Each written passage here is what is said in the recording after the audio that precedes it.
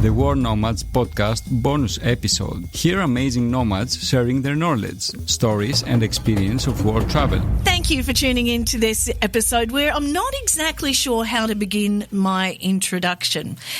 Daniel Scheffler is travelling the world searching for humanity. They're his words. In fact, as you will hear, his mantra is to seek out conversations, to talk to strangers. Daniel is carefree and he's relaxed. So I'm guessing, Phil, he qualifies as an amazing nomad because he demonstrates so much Connecting locally, that's right. He has a book coming out soon. He's written countless publications, been to 127 countries, and now has his own podcast. Good on him. Everywhere, the first iHeartRadio original travel podcast, promising to take listeners on an adventure across the globe. I love how patronising you sounded. Oh, do you want me to do that? Good on him. No, not at all. Daniel will love that. Okay. The thing about Daniel is he is a big fan of Australia and the Australian sense of humour. He's one of those guys, I reckon, if you have him in your life, then your life would be richer for it. A couple of things to point out. His favourite TV show is an Australian comedy. He references that, Kath and Kim. He says it a couple of times, and two of the characters in the show are Prue and True. We'll put a link in show notes so you get a bit of an idea. Yeah. Look, we caught up with him while he was in the lounge of the airport in Rome after he'd visited my home state, Western Australia. Oh, I went to Paraburdoo. Yes. And you'll hear this episode when it comes out because it's really funny. But I went to this kind of really, really remote part, which, in fact, I went into that town, which has now been decommissioned, and there are only 3 people. All of Australia was talking about it. There are only 3 people that still live there because of the asbestos. That's Whitnum. You went to Whitnum. I did by accident. It's the only reason, really. Do you guys know Paul Iskoff? He has a company called Fervor, and they do these amazing pop-up dinners in the bush. Gorgeous, really special. And I went with Mark Olive. He's a chef. Yes. He's kind of the quintessential Aborigine Australian chef. He's fabulous. It was so much fun. I did, however, get super lost, and I had a sort of confrontation with a kangaroo. But, I'm an Aussie now. It was like a non-sexual confrontation. It was like almost sexual because this kangaroo had a crush on me. Wasn't sure if I was going to have sex with this kangaroo or if I was about to get beaten up in Paraburdoo. What a way to end, eh? You are a New York Times and Condé Nast published travel writer, and now you're with iHeartMedia doing a travel podcast. So 26 episodes, and what's the mission? Well, we now decided that it's not just 26 episodes. We're going to do kind of as much as we need to. That was I was contractually obligated to do 26, so I got into trouble for saying that because it's supposed to just keep going. The more I travel, the more stories there are. So I guess I could just keep going. Well, we're up to episode 76 so far, and we feel as though we've only just got going too. Yeah, I know there is some podcasts, exactly. With 300, 400, 500 episodes that are, released weekly. That's a commitment. But once you start, Daniel, you've got to keep going. I agree. Well, the thing that started this whole thing off was my frustration with the travel media was that it was endless amounts of lists and do this and must do and go eat here and stay here. And I just felt that I didn't need to tell people where to eat or where to stay. Google does that for you, or the millions of other websites or travel agents or friends. I need to inspire you to be a certain way, to get into a headspace, to open yourself up. So I wanted to kind of, I think I'm calling it something like rejigging the travel sphere, because to me it feels like there was too much vanilla, and I was like, we need something that feels more from the heart. Like, all this head knowledge was starting to drive me crazy. Like, every magazine you opened, every website that came sort of attacking you was like 10 best, 5 cool bars in Barcelona. And I don't need to tell you about 5 cool bars in Barcelona. I need to tell you how to be in Barcelona. Like, I need to inspire you to open yourself up to meeting people, to always talking to strangers. I need to inspire you to be generous whilst you're traveling. And those things, I think, is how we find human connections. And isn't that the reason we travel in the first place? Like, we don't get onto the plane because I'm going to go see and check off 5 interesting bars in Melbourne or 5 new restaurants in Sydney. Like, that's not why I'm on the road. I'm on the road to lose myself, to find myself, right? Yeah, look, and that's why we made contact with you, because we have the same philosophy here at World Nomads. Right. I mean, we actually even have, we call them our pillars, which are, you've got to connect with locals when you travel, because that's the essence of it. Hopefully you're going to learn something from them and, get some sort of new experience. The old, collect experiences, not possessions thing. And of course, giving back is kind of a duty in a way if you're going to be a responsible traveller. And, doing all that while staying informed so you're not a blundering idiot when you go about there, and you can keep yourself safe. Exactly. So we feel very much the same way. As a matter of fact, we've just had we have a lot of blogs as well, and we've just had a change of format. We now write everything. Well, we don't write. We get people to write for us in the first person. So this is their take on Barcelona. Write a word. So this is their take on Barcelona, and it's not do this. It's like, this is how I travelled in Barcelona as inspiration. So you go and find your own thing. Right. Because what you think is a cool bar in Barcelona might not be what somebody else thinks is a cool bar in Barcelona. Right. Well, there's just all this noise online, and there's all this noise in all these travel publications. And I want to take away from the noise, and I want to give you a little bit of silence, a little bit of stay with yourself, travel and feel this. Don't do this necessarily. And it doesn't mean that, I say things like, imagine going to Rome and not going to the Colosseum. Yeah. Or imagine going to Paris and you skipping the Louvre altogether. And I think those are valid things to think about. Like, why do I need to do all the tourist things? I walked past it and then Googled the Mona Lisa online and thought to myself, lucky I didn't line up for that, because it's like a postage stamp. You see, I feel the same way. Our general manager in the Americas, Christina Tunno, she's been on the show, and I've spoken about this many times. And it goes to over-tourism, which we'll talk about in a second. But she said, if you like crusty bread, wine and cheese, any village in France will do. And, I think there's another responsibility that we have as people who work in business, is we need to deter people from crowding Venice. There are such beautiful places in Italy, which I'm going to Puglia for the week. And one of the reasons I like Puglia so much is because it's not overly touristy. And I think it's our responsibility to remind people to travel outside of these kind of popular places and to go and create their own sense of adventure and to find interesting things in places like Knoxville, Tennessee, Greenville, South Carolina, Paraburdoo, Western Australia. And those places, I think, are there for us to explore and to spend our money and support small businesses, local businesses. And I think all of that feels so much better than actually lining up to see the Mona Lisa or having to go to the Sydney Opera House. You can see it from a distance. It's lovely and it's beautiful, of course. But needs a good wash. More. Oh, it does need a good wash. Yeah, I was going to say something, but I didn't want to upset the audience. No. You know that piece of equipment that you can buy called a karcher? Have you heard of that? Yeah, like the gurney thing. Yeah, the high pressure. It needs someone to go around it with a. But I have a dream of using a high pressure thing all the time on almost everything and on some people. We need to hear that. Well, speaking of which, one of our work colleagues, her father is a big fan of the high pressure washer as well. And she said she came home from work one day and she could hear the pressure washer working somewhere, and she actually went upstairs and he was cleaning the tiles in the shower. Yes. And he sort of like put, up through the window upstairs, and he was cleaning the bathroom tiles. That's almost My a dream, isn't it, Daniel? Yeah. Well, when she was telling me as a joke against her dad, and I'm going, geez, that's a good idea. Yeah, well, it is. It is a good idea. So this podcast, obviously they send you to these places that you're featuring, unlike Phil and... Not true.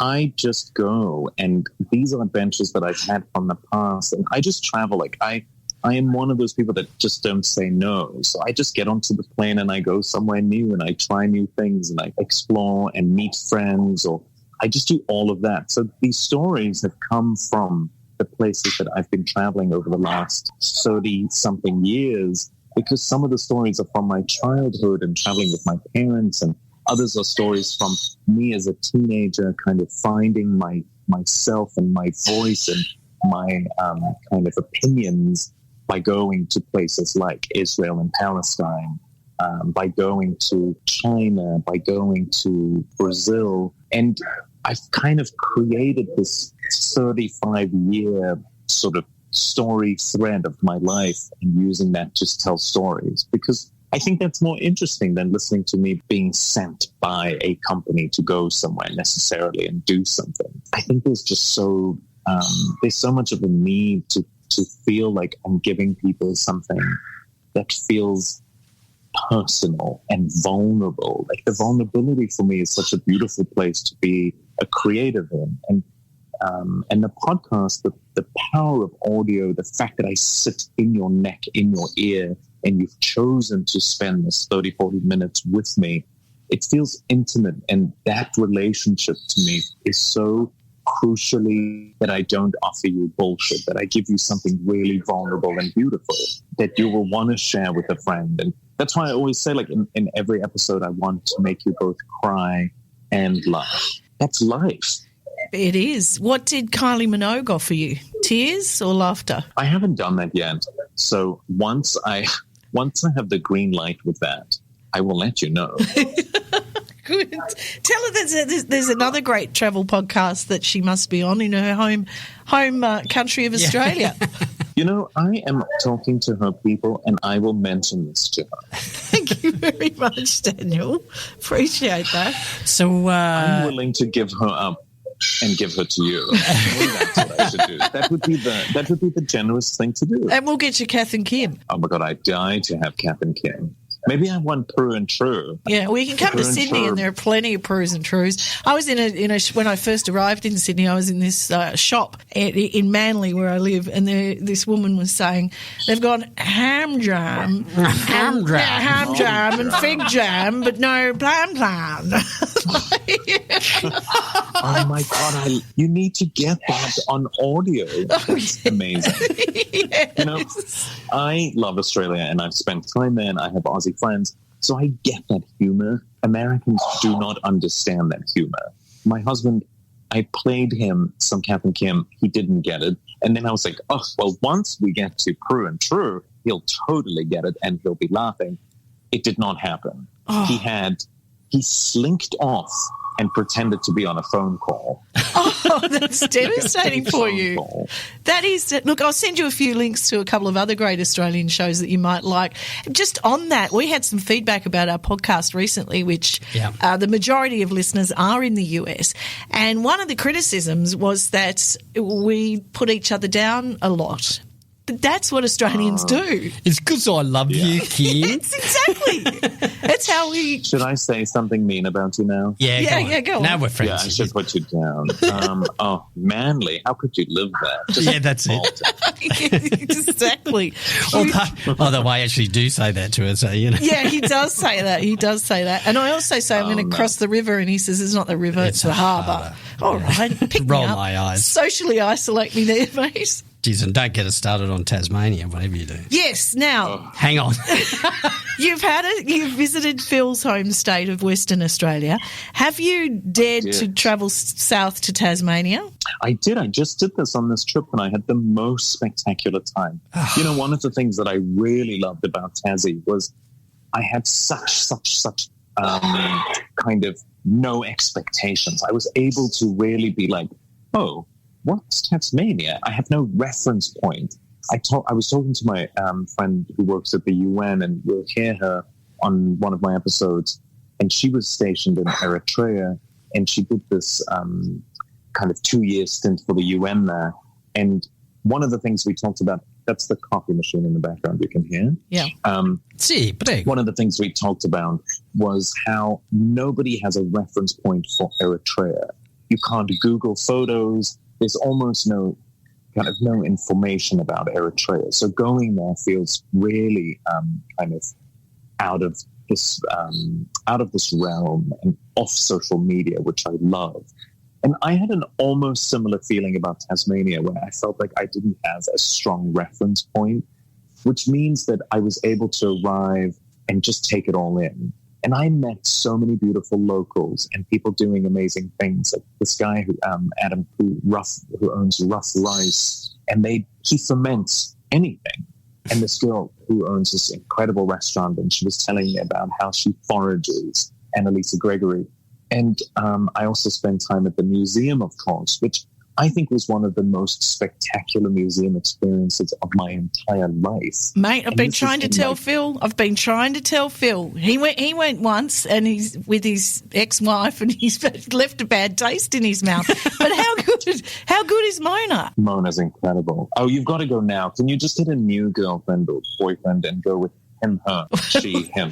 Well, he has a new wife. I do have one, yes, I do. And it's only been 20 years, so maybe I should go back. Okay, so get a boyfriend and take your boyfriend. He feels bi-curious. Is that what he's called? No. I could tell that about you on the phone. Not that there's anything wrong with that. No, there's anything wrong with as Seinfeld would say. No. Well, I'm glad I do have to say, at my second wedding, also to a woman, I said, yeah, hands up everybody who thought I was gay the first time they met me, and she put her hand up, of course, so I get how it happens. Yeah. I mean, people say that about me too, but the thing is, I do have a husband. Yeah. That's a bit of a giveaway, yes. There is this thing. Well, so the thing is, I love Tasmania because I feel like it sort of embodies something quintessentially Australian. And there's an inclusiveness, which of course I realize that it is one of the places in the world where some of the most horrific things happen. There's an inclusiveness now that I really appreciate, where people are so friendly and open. And the very fact that he built that museum there means that there's a kind of anyone is welcome, everyone's welcome. And that is Australia. That is the beauty of your country. And I love that. And you can travel anywhere. I always say this. And you can definitely meet some Aussies. And you will know that you will have a good time with these Aussies no matter what. And I love that. That's such a compliment to your country. Well, thank you. Yeah, that's very nice to hear. Sorry, now I should say something mean. Now you're being made, that's it. Say something mean. Yeah. I don't know you well enough to say something mean to you. Well, what do we sound like? Oh, what's the... No. What's the one? What's the difference between Australia and yogurt? Yogurt's got a culture. That one? I disagree. I feel like Australians have such an incredible culture. One of the things that I love is you get to Australia and the cab driver is like, why are you sitting in the back seat? You should be up front with me. And that's a culture, and I think that that's very special. It does mean that there's an inclusiveness and a friendship opening at all these incredible opportunities. People travel all the time and they're too scared to make friends. Like one of my episodes, I talk about, thou shalt always talk to strangers. And I've done that for 30 plus years, and it's been this kind of testament to my travel life. Like, I'm never afraid to talk to strangers. Some of the best friends I've made have been next to me on a plane, and we're still friends years later. And I think I wish we could just get people to think in that way, to just open yourself up and not see the difference, see the similarity. Yeah. Conversation is great. Well, okay, and then there's the other version of this. And I was on a flight recently to somewhere in America, and there was a Trump supporter with a MAGA hat sitting next to me. And I am not a Trump supporter. I do not support him. But I felt my duty as someone, as a New Yorker, as someone of the world, as a traveler, was to talk to this person who sat right next to me. So we did. We had a conversation and we discussed, and I didn't argue with him. I just wanted to hear his point of view. And it was fascinating. And I affirmed his beliefs for him. And I was like, great, those are your beliefs. Like, I'm in no way challenging whether you are allowed to have those beliefs. And it was this beautiful sharing moment. And we had this at 34,000 feet in the sky, flying over Kansas City. And I don't know if I would have necessarily had that if I wasn't traveling. Yeah. And this person was so different to me. This person had never spoken to a gay person, for instance. He said to me, I was the first homosexual, that he knows of. Come on. That he spent time with. And at the end of the conversation, he sort of said this thing to me where he was like, I had prejudice when I saw you. And I thought, wow. I mean, I had prejudice when I saw you. You're wearing a MAGA hat. You're wearing a MAGA hat. And I love that I was able to overcome that at 34,000 feet in an enclosed space. And it was like, that's what travel teaches you, to just remind yourself that those moments are important. And this person and I mean, our beliefs are so different, but we were the same. We were just one thing. Yeah. Traveling. I should say something funny. This is very serious, but I am kind of serious. And then but it is serious. I think there's a lot of that is missing in discourse at the moment. I mean, everything is polarized quite a lot, and it's I'm right, you're wrong, and I'm not going to let you say your opinion. And that comes from both sides. And, you know, I'd like to get back to, a more pluralistic type of attitude where I always forget which famous, was it Rousseau? I don't know, who said, I don't agree with your opinion, but I will fight to the death your right to say it. And we don't have that so much anymore. And I think, and I'm sure you agree too, when you travel, you have the opportunity to have your say and in exactly the way you described. When you travel, you are confronted by these things that may not be of you or of your beliefs. It's good to challenge those beliefs. I mean, I remember, and this is probably kind of more an obvious example, but spending time in India, I had to really challenge my own beliefs. And I spent time in ashrams, I spent time kind of all over India. And it came up so many times where teachers or just people I met would say to me, why do you have these beliefs? These old beliefs? Are you willing to become the witness to these beliefs and assess them? And it doesn't mean that I have to throw them out. It just means that I have to be able to defend them, which is like this game I like to play called Defend the Decor, which we could play right now if we were in the same room. But you could play it together. It's when you have an item, which is possibly not the most beautiful decor item, you have to play Defend the Decor. So you have to give us a reason why it exists. You can have a go at the shirt I'm wearing right now if you want to. Trying to whip Phil's shirt out. What do you think of those shirts that have the buttons on the side where you can roll them up, Daniel, and then sort of tie them so that they end up short sleeve shirts? Hard no. Hard no. All right, that's it. It's going in the bin immediately. Shirt for you. I will supply you with a new shirt. It's been so great to talk to you. Everywhere is on iHeartRadio. And welcome to the podcast club. Thanks, guys. Big love. Big love to you too, Daniel. I just love you. Yeah, We'll have a link in show notes to everywhere, which, as you can tell, listening to Daniel, we've already said he takes a carefree and open approach to travel, and you can just hear that, encouraging listeners to explore the world freely in a meaningful way. And please have a conversation with us. Get in touch with us via email at podcast@worldnomads.com and listen to our episodes by grabbing them from wherever you get your favourite podcasts. Do subscribe so that you don't miss an episode, and we'd love it if you could tell your friends about us too. Please. Yep. And we're on Facebook, the World Nomads Podcast. It's what it says on the can. We also, like Daniel, are available through the iHeart app. In our next episode, we're off to Palau. Fantastic. Bye. Bye. Amazing Nomads. Be inspired.